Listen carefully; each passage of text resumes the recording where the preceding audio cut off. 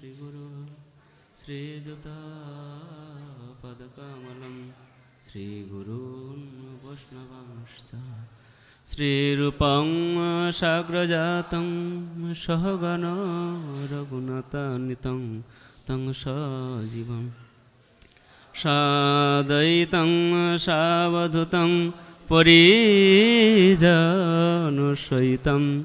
कृष्ण चैतन्य देवं श्रीराधा कृष्ण पादान् सहगण ललिता श्री विशाखान्वितांश्च नमो विष्णुपादाय कृष्ण पृष्ठाय भूतले श्रीमती भक्तिवेदान्त स्वामिनीति नामिने नमस्ते सरस्वती देवे गौरवाणी प्रचारिणे निर्विशेष शून्यवादी पाश्चात्य देशतारिणे वाञ्छाकल्पतरुभ्यश्च कृपा सिन्धवैव च पतितानां पावनेभ्यो वैष्णवेभ्यो नमो नमः नमो महावदन्नाय कृष्ण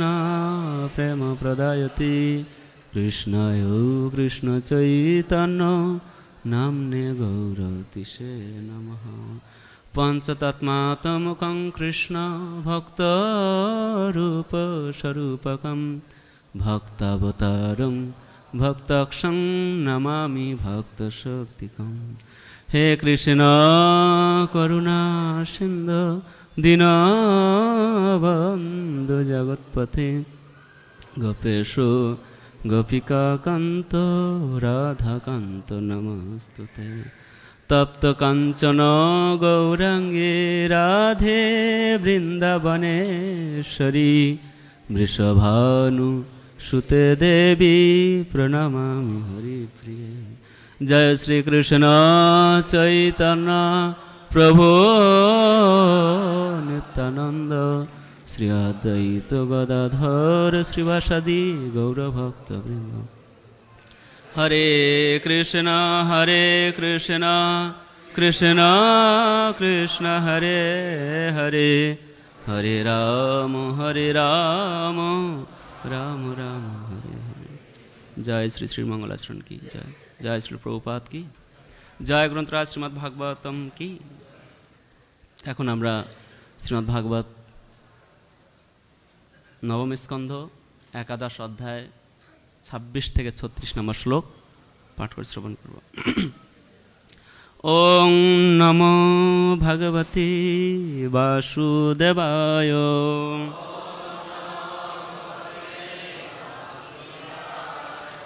ওং নমো ভগবতে বাসুদেবায়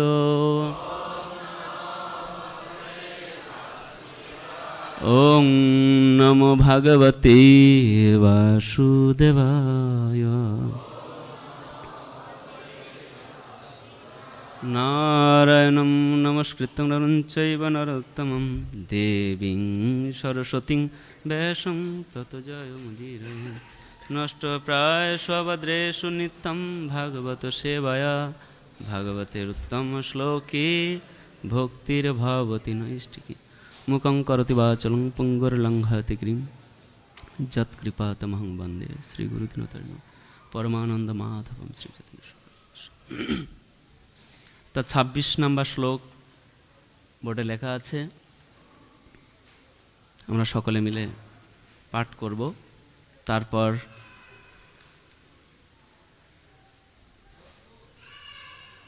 27 নম্বর থেকে কোনো তাৎপর্য নাই, 36 অবধি। তা আপনারা সকলে আমার পরে পরে বলার চেষ্টা করবেন। आशिक्तं मार्गं गन्धोदयी करिनां मदर्शि करहि स्वामिनां प्राप्तम् आलोकं मत्तं वा सुतराम् इव आशिक्तं मार्गं गन्धदो करिनाम मदोषी करै स्वामिनं प्राप्तम् आलोकम् मत्तं वा सुतरम् इव आशिक्तं मार्गं गन्धदो करिनाम मदोषी करो स्वामिनं प्राप्तम् आलोकम् मत्तं वा सुतरम् इव। प्रभु आशिक्तं मार्गं गन्धदो करिनाम मदोषी करै स्वामिनं प्राप्तम् आलोकम् मत्तं वा सुतरम् आशिक्तं मार्गं करिनाम मदोषी करै स्वामिनं प्राप्तम् आलोकम् मत्तं वा सुतरम्। माताजीদের মধ্যে কেউ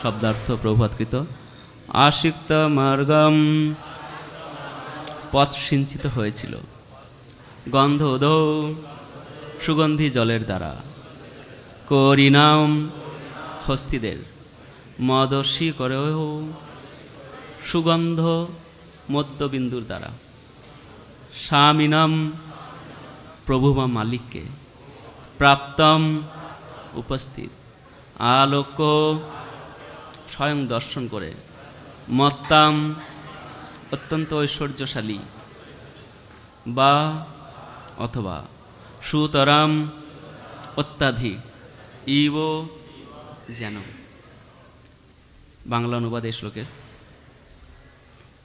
भगवान श्री रामचंद्रेर राजत्वकाले राजधानी अयोध्यार पथगुली हाथीदेर सुरेर द्वारा निक्षिप्त सुगंधी जल एवं सुरभित मदेर द्वारा सिंचित हतो।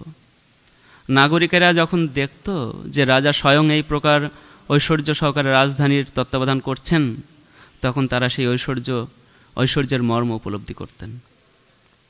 সকলে একবার বলুন, ভগবান শ্রী রামচন্দ্রের রাজত্বকালে রাজধানী অযোধ্যার পথগুলি হাতিদের সুরের দ্বারা নিক্ষিপ্ত সুগন্ধি জল ও সুবাসিত মদের দ্বারা সিঞ্চিত হতো। নাগরিকেরা যখন দেখত যে রাজা স্বয়ং এই প্রকার ঐশ্বর্য সহকারে রাজধানীর তত্ত্বাবধান করছেন তখন তারা সেই ঐশ্বর্যের মর্ম উপলব্ধি করছিল। প্রভাত কৃতের শ্লোকের তাৎপর্য খুব বেশি বড় নয়। আমরা ভগবান শ্রী রামচন্দ্রের রাজত্বকালে রামরাজ্যের ঐশ্বর্যের কথা কেবল শুনেছি। এখানে ভগবানের রাজ্যের ঐশ্বর্যের একটি উদাহরণ দেওয়া হয়েছে। অযোধ্যার পথগুলি কেবল পরিষ্কারই করা হতো তাই নয়, তাতে হাতিরা তাদের সুরের দ্বারা সুগন্ধি জল এবং সুরভিত মদও সিঞ্চন করত। জল সিঞ্চনের যন্ত্রের প্রয়োজন হতো না, কারণ হাতিদের সুরের দ্বারা জল শোষণ করে পুনরায় তা বর্ষণ করার ক্ষমতা রয়েছে। এবং এই একটি উদাহরণ থেকে আমরা সেই নগরীর ঐশ্বর্য হৃদয়ঙ্গম করতে পারি। সেখানে সুগন্ধি জল সিঞ্চন করা হতো, অধিকন্ত সেখানকার নাগরিকদের স্বয়ং ভগবানের রাজকার্য পরিচালনা দর্শন করার সৌভাগ্য হয়েছিল। তিনি বিলাস পরায়ণ অলস সম্রাট ছিলেন না। রাজধানীর বাইরে রাজকার্য পর্যবেক্ষণ করতে এবং রাজার আদেশ অমান্যকারীকে দণ্ডদান করতে তিনি যে তার ভ্রাতাদের প্রেরণ করেছিলেন তা থেকে তা বুঝতে পারা যায়। একে বলা হয় দিগ্বিজয়। নাগরিকদের সুখে শান্তিতে বসবাস করার সমস্ত সুযোগ ছিল এবং তারা বর্ণাশ্রম ধর্ম অনুসারে উপযুক্ত গুণাবলী সমন্বিত ছিলেন। পূর্ববর্তী অধ্যায়ে আমরা বর্ণাশ্রম গুণান্বিতা শব্দটি দেখেছি, অর্থাৎ সমস্ত নাগরিকেরা বর্ণাশ্রম প্রথা অনুসারে শিক্ষা লাভ করতেন। এক শ্রেণীর মানুষ ছিলেন ব্রাহ্মণ, এক শ্রেণীর মানুষ ক্ষত্রিয় এবং এক শ্রেণীর মানুষ বৈশ্য এবং অন্য আর এক শ্রেণীর মানুষ ছিল শূদ্র। এই প্রকার বিজ্ঞানসম্মত বিভাগ ব্যতীত সৎ নাগরিকত্বের কোনো প্রশ্নই ওঠে না। রাজা অত্যন্ত উদার এবং কর্তব্যপরায়ণ হয়ে বহু যজ্ঞ অনুষ্ঠান করেছিলেন এবং পুত্রবৎ প্রজা পালন করেছিলেন। প্রজারাও বর্ণাশ্রম প্রথা অনুসারে শিক্ষা লাভ করে অনুগত ছিলেন এবং তাদের বৃত্তি অনুসারে সুসংবদ্ধ হয়েছিলেন। সমগ্র রাজত্ব এত ঐশ্বর্যমণ্ডিত এবং শান্তিপূর্ণ ছিল যে রাষ্ট্র সরকার সুগন্ধি জলের দ্বারা পথ পর্যন্ত সিঞ্চন করতে পারত। অতএব অন্যান্য ব্যবস্থাপনার আর কি কথা। যেহেতু নগরী সুগন্ধি জলের দ্বারা সিঞ্চিত হতো, তাই আমরা সহজে অনুমান করতে পারি অন্যান্য বিষয়ে তা কত ঐশ্বর্য সমন্বিত ছিল। সুতরাং ভগবান শ্রীরামচন্দ্রের রাজত্বকালে নাগরিকেরা সুখী হবে না কেন? এখানে প্রভুপাদকৃত প্রাঞ্জল তাৎপর্য সমাপ্ত।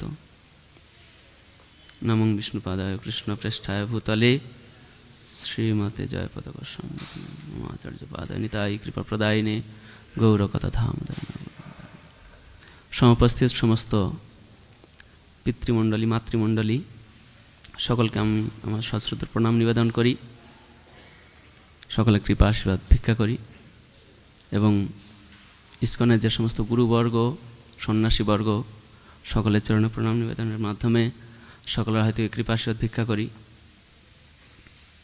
এবং শ্রী শ্রী রাধা মাধব পঞ্চতত্ত্ব নৃসিংহদেব ও ইসকন প্রতিষ্ঠাতা আচার্য কৃষ্ণ কৃপা শ্রীমূর্তি শ্রীল অভয়চরণ অরবিন্দ ভক্তিবেদান্ত স্বামী প্রভুপাদের চরণে প্রণাম নিবেদনের মাধ্যমে তার হয়তো কৃপা আশীর্বাদ ভিক্ষা করি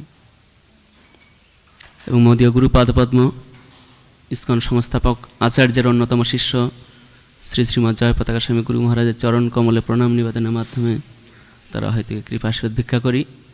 এই শ্লোকের উপর আলোচনা করার চেষ্টা করব। তার পূর্বে বাদবাকি যে শ্লোকগুলি আছে আমি তার শ্লোক এবং বাংলা অনুবাদ পাঠ করব, আপনারা শ্রবণ করবেন। এই পাঠন্তে যদি কোনো ভুল ত্রুটি পরিলক্ষিত হয় আদি মধ্য অন্তে আপনারা নিজ গুণে মার্জনা করবেন, ক্ষমা দৃষ্টিতে দর্শন করবেন। হরে কৃষ্ণ। প্রাসাদগোপুরম সভা চত্ব দেবগৃহম আদি বিন্যস্ত হেম কলসৌ পতাকাভিমণ্ডিতম। প্রাসাদ, পুরোদ্বার, সভাগৃহ, মিলন মঞ্চ, মন্দির প্রভৃতি স্থান সুবর্ণ কলসের দ্বারা অলঙ্কৃত ছিল এবং বিভিন্ন প্রকার পতাকার দ্বারা সজ্জিত ছিল। প্রিগৈষবৃতম ব্রহ্মাভি পট্টিকাভি সুবাসসম আদর্শ সংসকৈ স্রগভি কৃত কৌতুক তোরণম।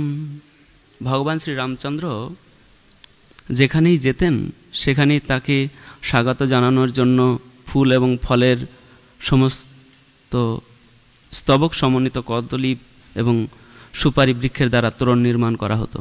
সেই সমস্ত তোরণ নানাবিধ চিত্র বিচিত্র বস্ত্রের পতাকা, দর্পণ এবং মাল্যের দ্বারা সুন্দরভাবে সাজানো হতো।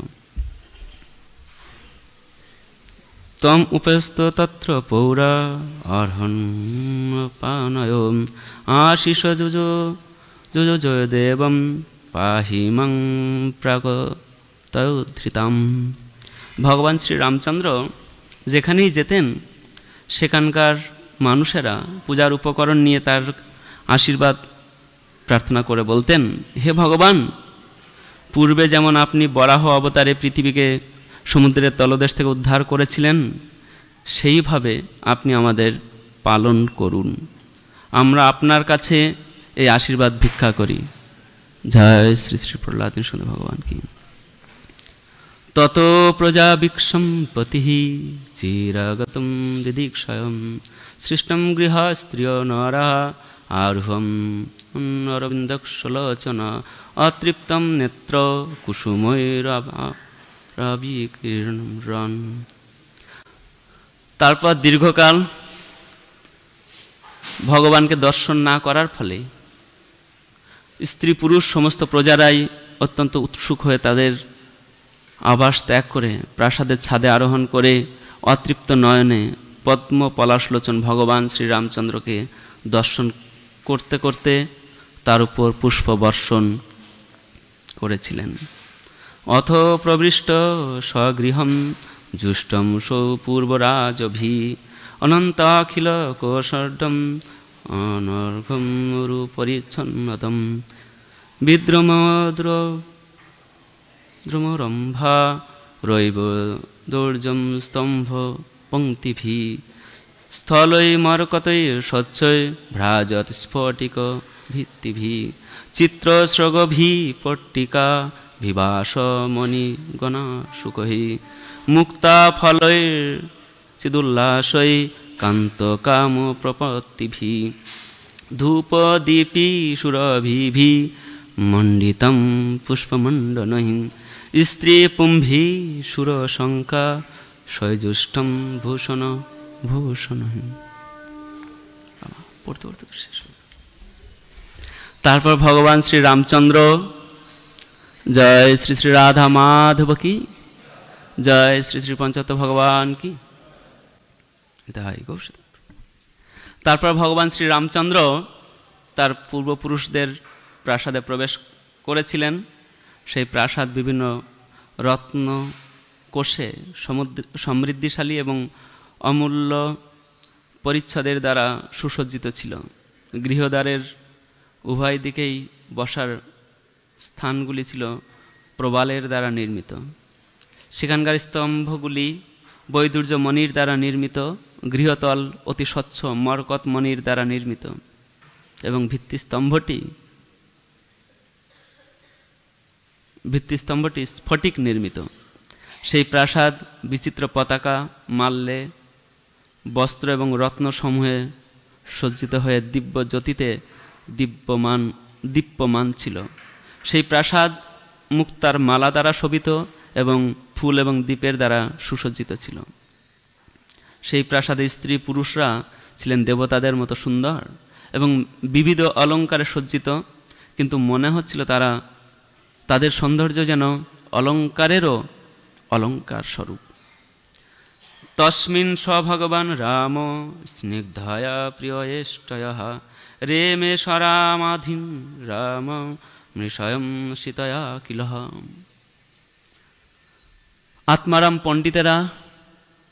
আত্মারাম পণ্ডিতদের অগ্রগণ্য ভগবান শ্রী রামচন্দ্র তার আনন্দদায়িনী শক্তি সীতা দেবীর সঙ্গে সেই প্রাসাদে বাস করেছিলেন এবং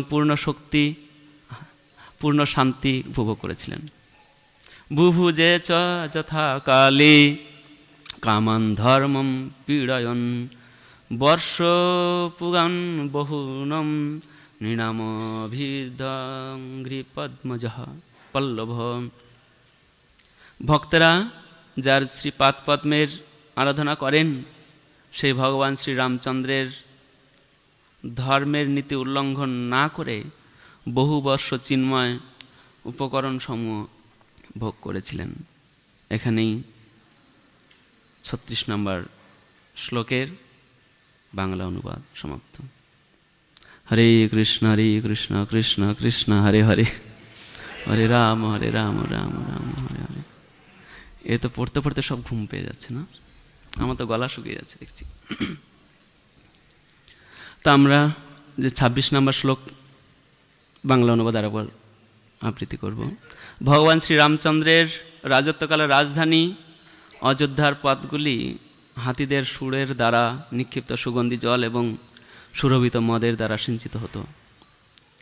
নাগরিকেরা যখন দেখত যে রাজা স্বয়ং এই প্রকার ঐশ্বর্য সহকারে রাজধানীর তত্ত্বাবধান করছেন, তখন তারা সেই ঐশ্বর্যের মর্ম উপলব্ধি করেছিল। তো আমরা এই শ্রীরামচন্দ্রের পৃথিবী শাসন এই যে অধ্যায় নিয়ে ধারাবাহিকভাবে আলোচিত হচ্ছে, গতদিন পূজ্যপাদ মুরারিগুপ্ত প্রভু খুব সুন্দরভাবে যে রাজার কি গুণ আমার শিক্ষাগুরু, তা তিনি খুব সুন্দরভাবে রাজার কি গুণ হওয়া দরকার, রাজা কেমন হবেন সেই সম্বন্ধে তিনি বর্ণনা করেছেন। তা রাজা তিনি প্রজাদের কি পুত্রবৎ রঞ্জন প্রজা। তাৎপর্য প্রবাদ বলছেন যে আমরা শ্রী রামচন্দ্রের দ্বারা শাসিত নয়, কিন্তু রামচন্দ্র কীভাবে শাসন করেছেন আমরা এই অধ্যায়ে সিরিয়ালি আমরা সেগুলো শ্রবণ করার সুযোগ পাচ্ছি শুধু প্রভুপাদের কৃপায়।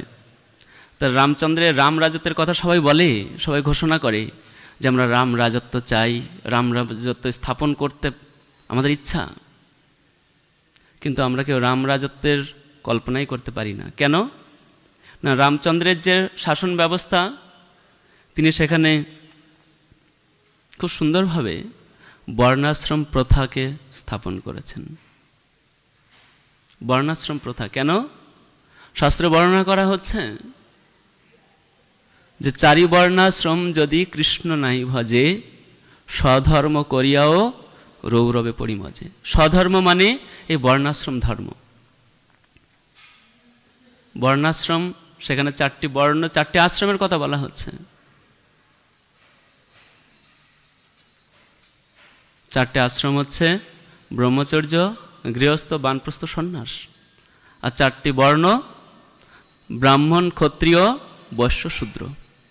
এটা গুণ এবং কর্ম অনুসারে, কেননা গুণ অনুসারে ব্যক্তিত্বের যদি এই জগতে মর্যাদা না প্রদান করা হয় তাহলে সেই জগৎ কখনো সুখী হতে পারে না, সেই রাজ্য কখনো শান্তি লাভ করতে পারে না। এই আমরা তাৎপর্যের পরবর্তীতে সেগুলো আলোচনা বা আগে হয়েছে যে যদি আমরা সুখী হতে চাই তাহলে বর্ণাশ্রম পন্থা আমাদের সমাজে প্রয়োজন।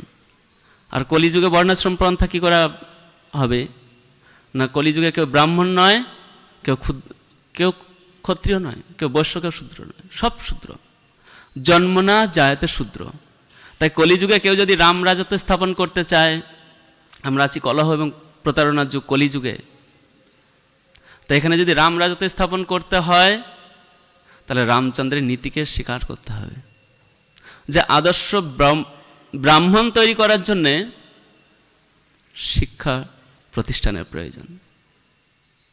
কেন যদি আদর্শ ব্রাহ্মণ না তৈরি হয়, ব্রাহ্মণ হচ্ছে সমাজের মাথা, যদি আদর্শ ব্রাহ্মণ না হবে তাহলে যার ব্রেন ঠিক নাই তাহলে সেই সমাজ কখনো কি করে সুখী হতে পারে। তাই বর্তমান সমাজে যারা ব্রাহ্মণ, ব্রহ্ম জানাতি ইতি ব্রাহ্মণ, অর্থাৎ ব্রহ্ম মিন্স নিজেকে জানা, আমি ভগবানের অংশ, স্বরূপেণ ব্যবস্থিত অবস্থিত, যে নিজের যে স্বরূপ সেটা জানা, আমি দেহ নয় আত্মা, এটা ব্রাহ্মণরা জানেন। আর এখন কলিযুগের ব্রাহ্মণরা সেটা জানে না, তাই বর্ণাশ্রম প্রথা কোথায়? কলিযুগের ব্রাহ্মণ তারা কি জানে? তারা এই ব্যবস্থা জানে না, তারা অন্য কিছু জানে। ব্রাহ্মণ তারা মদ্য মাংস আহার করে না, কিন্তু কলিযুগে দেখা যায় ব্রাহ্মণেরা সব, না বলবো না, অনেকে শুনছে, তারা তাদের যে গুণ থেকে যেহেতু চলে গেছে, তাদের গুণ নিজেরা হারিয়ে ফেলেছেন, তার জন্য কি করছে না, অনেকে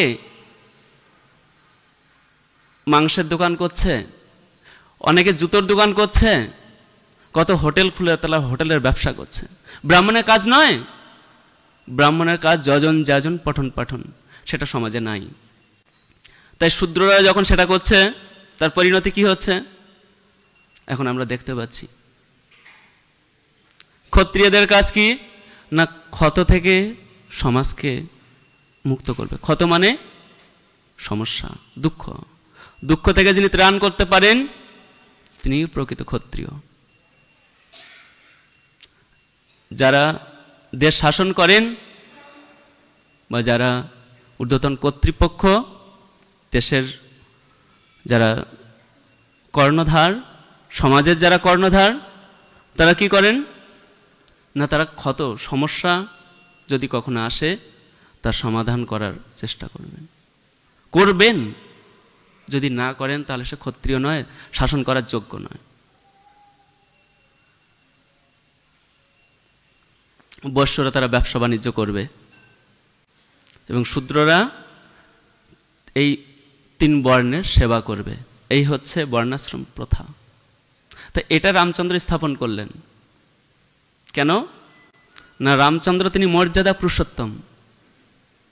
তিনি কি মর্যাদা স্থাপন করতে চাইছেন না, ত্রেতা যুগে তিনি মর্যাদা স্থাপন করলেন যে বর্ণাশ্রম। এই বর্ণাশ্রমের উদ্দেশ্য কি না, আমাদের স্বরূপে স্থিত করে প্রেমভক্তি স্তরে উন্নীত করা। কেননা আমরা এই জগতে যারা আবির্ভূত হয়েছি সব কৃষ্ণ বহির্মুখ জীব। কৃষ্ণ ভুলি যেই জীব ভোগ বাঞ্ছা করে, নিকটস্থ মায়া তারে জাপটিয়া ধরে। পুরুষ ভাবেতে আমাদের যখন ভোগ বাসনা জাগ্রত হয়েছে, যখন ভোগ করার স্পৃহা এসছে, তখন আমরা এই জগতে এসছি। আর তার ফলে কি হচ্ছে না, আব্রহ্ম ভুবনার লোকা পুনরাবর্তী অর্জুন। এই 14 ভুবনে কবু স্বর্গে উঠায়, কবু নরকে ডুবায়, দণ্ডজনের রাজা যেন নদীতে চুবায়। বারংবার আমরা নাকানি চুবানি খাচ্ছি। তা এই নাকানি চুবানি থেকে যদি আমাদের উত্তীর্ণ হতে হয়, তাহলে আমাদের আত্মাকে যদি কলুষমুক্ত করতে হয়, আমাদের যদি বাসনা থাকে, তাহলে প্রথমেই আমাদের যে শ্রদ্ধা, সেই শ্রদ্ধার উন্নতি করা দরকার। কেননা শ্রদ্ধার সব পর্যায়ে আছে। শূদ্রেরও শ্রদ্ধা আছে, ব্রাহ্মণের শ্রদ্ধা আছে, ক্ষত্রিয় এবং বৈশ্য সবার শ্রদ্ধা আছে, কিন্তু সেই শ্রদ্ধাগুলি ক্যাটাগরি আলাদা আলাদা। এই সমাজে শ্রদ্ধা মানে বিশ্বাস। বিশ্বাস নেই এমন কেউ নাই, সবার বিশ্বাস আছে। যারা অন্তজ সম্প্রদায়ভুক্ত, একদম নিচের তলায়, তাদের শ্রদ্ধা আছে কোথায় না, আকাশে বড় কালো মেঘ যখন দেখে তাদের শ্রদ্ধা আছে। তারপরে একটু উন্নত যারা, তারা বিভিন্ন দেবদেবীর পূজা করেন। যারা আরেকটু উন্নত, তারা অন্যান্য ব্রহ্মা শিবের পূজা করেন। আর যারা ব্রাহ্মণ, তারা কি করেন, কার পূজা করে, ব্রহ্মা নয়, ভগবান পরম ব্রহ্মের পূজা করেন। কেন না, জীবের স্বরূপ হয় কৃষ্ণের নিত্যদাস। আমরা প্রকৃতপক্ষে সবাই কৃষ্ণের দাস। আমরা এই জগতে যারা আছে তারা কৃষ্ণ বহির্মুখ, তাদেরও উপায় কৃষ্ণচরণে আশ্রয় গ্রহণ করা। আর চিন্ময় জগতে যারা আছে তারা তো কৃষ্ণের চরণে আছেই শরণাগত। তা যারা ভগবানের কাছে আছে তাদের নিয়ে চিন্তা নেই, চিন্তা আমাদের নিয়ে। তাই আমরা যদি কৃষ্ণের চরণে শরণাগত হতে চাই, তাহলে ভগবান যে পন্থা স্থাপন করেছেন, কেন ত্রেতা যুগে যে বর্ণাশ্রমের মাধ্যমে আস্তে আস্তে পরম ব্রহ্মকে জানবে, আর পরম ব্রহ্মকে জানার পর সে কি করবে না, প্রেমভক্তি যুক্ত হবে। গোপীভাবে যেই মোরে করে শ্রদ্ধা ভক্তি, শাস্ত্রে বর্ণনা করা আছে যে কেউ যখন ভগবানকে ভক্তি করবে, কেমন না, কায় মনোবাক্যে পুরোটাই ভগবানের চরণে শরণাগত। দ্বাপর যুগে কৃষ্ণ এসে বললেন যে সর্বধর্মান পরিত্যাজ্য মাম একং শরণাং ব্রজ, অহং তাং সর্বপাপেভ্য মোক্ষ সেই মা শুচ। এই জ্বলন্ত দৃষ্টান্ত মহাপ্রভু বলছেন যে ব্রজবধূ বর্গেনা যা কল্পিত সত্যমা। ব্রজবধূরা যেভাবে কৃষ্ণ ভক্তি করেছেন সেটা সর্বোত্তম। তাই আমরা যখন ভক্তি করব, আমরা যখন ভক্তি করার চেষ্টা করছি, তখন আমাদের এই স্তরগুলি অতিক্রম করতে হচ্ছে। আমাদের ভক্তির মধ্যে কি থাকছে না, সাত্ত্বিক, রাজসিক, তামসিক 3 প্রকারের ভক্তি কাজ করছেন। এই তামসিক ভক্তি যারা করেন তাদের উদ্দেশ্য কি, তারা ভক্তি করবে। ভক্তি করার উদ্দেশ্য অন্যের ক্ষতি করা নয়। কিন্তু যারা তামসিক ভক্তি করছে, ভক্তি মানে সেবা, ভগবানের সেবা করলে শক্তি অর্জন হয়, আর সেই সেবার ফলে যে শক্তি উপার্জিত হচ্ছে সেটা যদি অন্যের ক্ষতি সাধনে ব্যবহার করা হয় সেটা তামসিক ভক্তি। এটা আমাদের কাম্য নয়। রাজসিক মানযশ প্রতিষ্ঠার কাঙাল, মানযশ প্রতিষ্ঠা পেতে চায়। আর যারা সাত্ত্বিক, সাত্ত্বিক কি? কৃষ্ণ বিনা আর কোনো গতি নাই। কৃষ্ণ বিনা জীবের নাহি অন্য গতি, কৃষ্ণ বিনা জীবের নাহি আর কোনো পতি। পতি মানে আশ্রয়দাতা। আমাদের কৃষ্ণ বিনা আর কোনো আশ্রয়দাতা নাই। তা এটা জানা হচ্ছে ভক্তি জীবনের সবচেয়ে বড় উদ্দেশ্য। কিন্তু আমরা যখন ভক্তি জীবন যখন করছি সেটা হচ্ছে পাই না। কেন না? এই সত্য রজতম এর থেকে যদি আমরা উত্তীর্ণ হতে না পারি তাহলে সেই স্তরে যাওয়া সম্ভব নয়। আমরা যেহেতু জড় জগতে আছি, দুঃখের জায়গা, এখানে অনেক সমস্যা, অনেক প্রতিবন্ধকতা। তার সবচাইতে বড় প্রতিবন্ধকতা হচ্ছে নিজের গুণ হারিয়ে ফেলা। যে আমি কৃষ্ণের দাস, কৃষ্ণের সেবা যত সময় ঠিকঠাকভাবে না হবে তত সময় এটা প্রাপ্ত হওয়া সম্ভব নয়। তাই এই শ্লোকে বলছে যে বর্ণাশ্রম প্রথা, বর্ণাশ্রমের উদ্দেশ্য হচ্ছে ধীরে ধীরে সে কৃষ্ণ নামে নিজেকে ভাসিত করবে। কেন যখন শ্রদ্ধা, যখন বৈধি ভক্তি হয়, ভগবান তাতে প্রীত নন। এই বর্ণাশ্রম প্রথার মাধ্যমে এই জগতে কোন ভক্তি স্থাপন করা হচ্ছে? বৈধি ভক্তি। বৈধি ভক্তি নহে কৃষ্ণ বশ। আমরা যদি কৃষ্ণকে না পাই, আমরা যদি কৃষ্ণচরণ না প্রাপ্ত হতে পারি, তাহলে আমরা সুখী হতে পারি না। শাস্ত্রে বলা হচ্ছে যে ব্রহ্মাণ্ড ভ্রমিতে কোনো ভাগ্যবান জীব গুরু কৃষ্ণ প্রসাদে পায় ভক্তিলতার বীজ। সেই ভক্তিলতার বীজ আমরা যে প্রাপ্ত হই, সেটা যত সময় কৃষ্ণ পাদপদ্ম কল্পবৃক্ষে না পৌঁছাচ্ছে তত সময় তার প্রকৃত স্থায়িত্ব নয়। তো আমরা যদি সেটা পেতে চাই, সেটাই শিক্ষা দেওয়ার জন্য মহাপ্রভু এসেছেন। কেন না? এই জগতে বৈধি ভক্তি সবাই শিক্ষা দিতে পারে। রামচন্দ্র অবতারে তিনি বৈধি ভক্তি দিয়ে আমাদের উন্নত করার চেষ্টা করছেন। কেননা পরবর্তী স্তরে আমরা যাতে কলিযুগে, কেন প্রতি কলিযুগে মহাপ্রভু আসেন না আর প্রেমভক্তি প্রদান করেন না। প্রেমভক্তি বিনা জীব কখনো সুখী হতে পারে না। তাই কলিযুগে মহাপ্রভু কি করলেন না? ত্রেতা যুগে আমরা দেখতে পাই যে শূদ্র, ব্রাহ্মণ, ক্ষত্রিয় এবং বৈশ্য তারা তাদের গুণ ছাড়া অন্যদিকে যেতেন না। সময় শেষ নাকি? কি বলছে? কত সময়? 5 মিনিট না? তো যদি সত্য যুগে, ত্রেতা যুগে ব্রাহ্মণের কর্ম যদি অন্য কেউ করেছে, তাহলে তার পরিণাম কি হয়েছে? রামচন্দ্র তাকে ছেড়ে দেননি। খুব সুন্দর একটা কাহিনী আছে যে শুম্ভক নামে একজন শূদ্র, তিনি তপস্যা করছিলেন। ত্রেতা যুগের কাহিনী। তা তিনি যখন তপস্যা করছেন, এক ব্রাহ্মণ এসছে, তার সন্তান মৃত কোলে নিয়ে এসছে। যে রামচন্দ্র, আপনি রাজত্ব করছেন আর আপনার রাজ্যে এরকম অরাজকতা হচ্ছে, আপনি দেখছেন না? কি অরাজকতা? না আমার এই সন্তান কেন মারা যাবে? কেন আগেকার দিনে এরকম প্রথা ছিল না যে বাবার আগে, মায়ের আগে তার সন্তান মারা যাবে। তাই রামচন্দ্রকে এসে যখন বলছে আপনি দেখুন, আপনি রাজা, আপনার দেখা উচিত যে কে আপনার রাজ্যে অরাজকতা সৃষ্টি করছে, অপকর্ম করছে।